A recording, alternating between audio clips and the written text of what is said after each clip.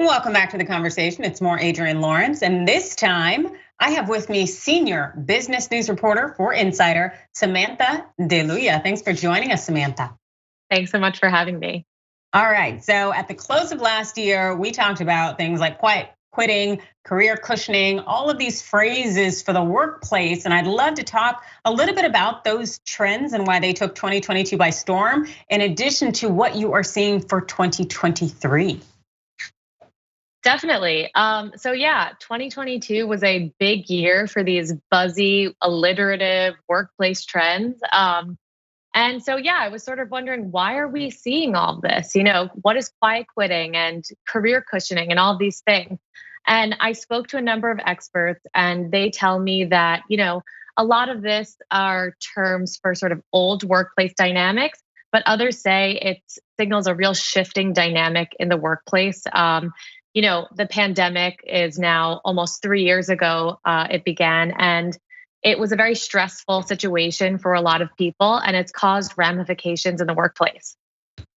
Yes, and those kind of ramifications, I'm guessing, stem from everything from people having these kind of self-actualization moments of realizing this is not what they want to do with their life, to people rising up and unionizing and saying we want better conditions. Definitely, absolutely. There's a number of reasons that have contributed to this rise in, sort of worker disaffection, and it's caused, the Great Resignation, quiet quitting, all of these terms.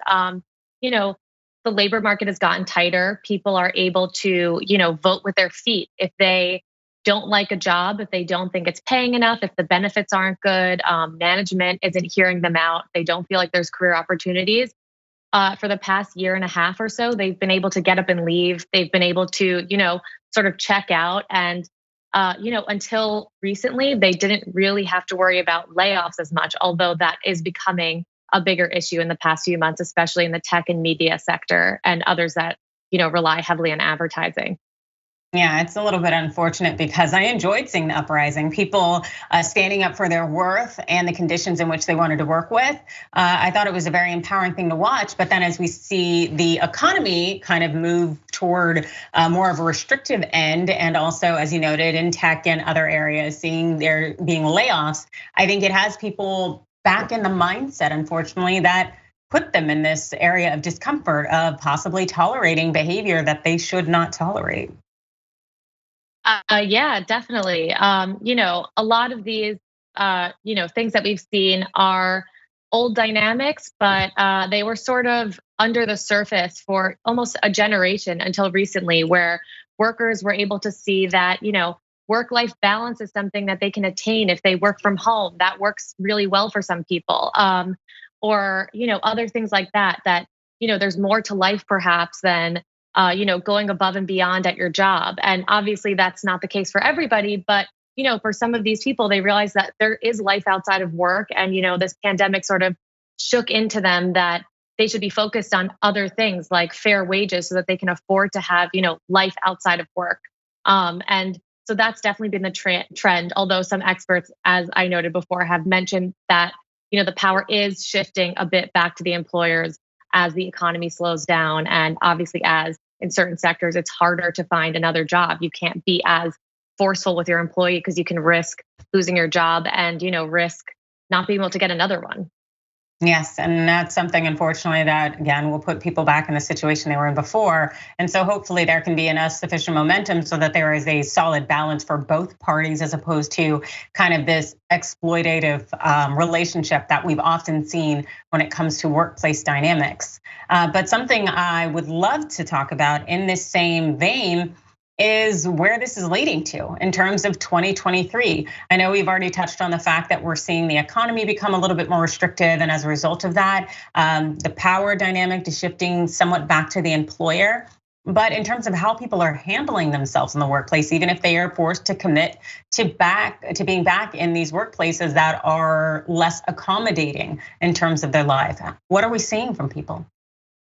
Yeah, so a lot of the experts I spoke to said, obviously, we don't have a crystal ball. We don't know where the economy is going, and that does play a big role in this. But the Pandora's box has kind of been opened. a lot of workers see that, they have rights and they have needs that weren't addressed by their employers. And those employers did start to listen finally in, 2021 and 2022 in the early days. So they realize that they can get their voices heard. They can, demand hybrid work or work from home, especially in a lot of these companies that told them that that wasn't even possible until 2020.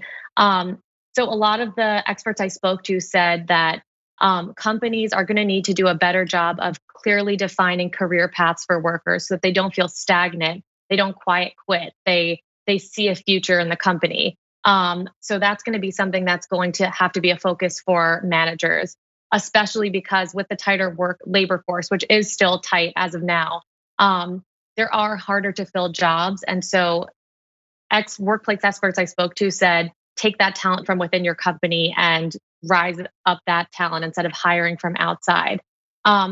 Another expert I spoke to said that companies are going to need to focus on communicating a purpose to their employees, purpose-driven work. So, it's not just about pay and it's not just about benefits, although those are very critical, but a lot of the younger generation wants to feel like what they're doing has a purpose. And so that needs to be accurately and clearly communicated to their worker. What is it that you're doing? What is the end result of what you're doing and why does it matter? Yes, that's something I've definitely come across in my work as a consultant that focuses on inclusivity in workplaces, is that people want more almost kind of intellectual control over what they're doing in terms of how do I fit into the process? What am I contributing to in that end goal? I'd like to connect with that person who is the next step of the process so I'd better understand my place in this whole thing that we're supposed to be doing and working together.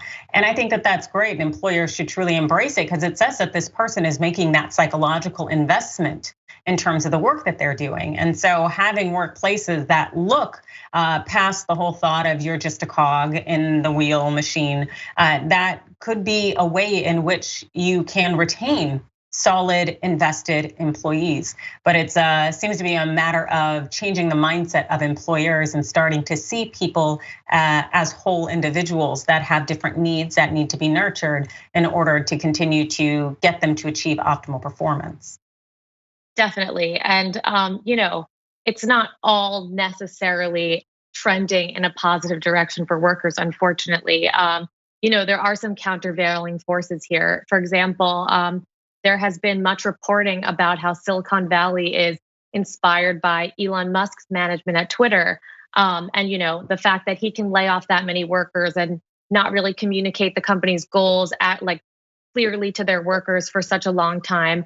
Companies are saying, especially in Silicon Valley, if he can get away with that and he can still run this company, then why can't I? Why do I have to offer all these extra benefits to my workers when you can have a successful company just doing the bare minimum? Obviously, it remains to be seen if that is a successful model for Twitter and for Musk, but it does seem like there are a lot of fans of his in the management community and they are inspired by what he's doing. So who knows if that's going to be a prevailing trend in 2023 and beyond is, getting rid of some of these extra benefits that some of the workers have come to enjoy. It's just so interesting how people are so willing to blindly follow Elon Musk when if they just followed the stock ticker for Tesla, they'd see how well it is going. But then again, those are just my thoughts. But also at the same time, I think we know that the research out there shows that when you treat people the way that Elon Musk is treating them, well, not only will the feds and other investigative authorities, come knocking on your door, but also people will come walking out of the door as they have at Twitter. And so, just because Twitter is up and running to the extent it can be, doesn't mean it will be successful or it will thrive in the long run. And so I hope a lot of people in tech stop bowing at his altar when it's clear that he's not winning. Definitely. And a lot of the experts I spoke to said how you let a worker go matters almost just as much as how you treat them when you keep them, because the workers that remain in the company, they see how you treat the people on their way out, and that affects how they feel about their job and it affects their willingness to stay at the company. It also, limits your ability to bring back boomerang employees, the workers who have that experience at the company already that you already invested in training and might be willing to come back if you treat them well. Absolutely. And what I also tell a lot of my clients is that everybody has their own megaphone and their own New York Times, so to speak, by way of social media. And so they can put your stuff out on the streets. And everybody has a video camera and an audio mic at their hands with their phone, so they can capture your misconduct or how you treat them. And so with that ability, you could be trending on Twitter quick. So you might as well be mindful of how you treat people, even behind closed doors, because the reality is employers don't have the control that they used to years ago when you had news outlets as gatekeepers for stories. People can tell their own stories now and they can go viral in a matter of moments. But in terms of the work that you are doing in the future, is there anything on your docket right now that you're working on that we can keep an eye out for? Yeah, I mean, so in the future, I'm, paying attention to these trends, continuing to speak to experts who keep an eye on employees in the workforce, blue collar, white collar workers, looking at how to, avoid burnout, which is another, aspect of the stress of the pandemic, which caused burnout in workers, and how to say no to extra work in a way that doesn't threaten your job. So I've been speaking to workplace experts to figure out a way to communicate that to people, and so that should be out there soon. Fantastic. And where can the viewers find you? At Business Insider. Great. And are you on Twitter? I am. My Twitter handle is at Sam Delouya, which is spelled Delouya, the last name. Fantastic. Thank you so much for joining us, Sam. We really appreciate you sharing all of your insight today. Thank you so much for having me.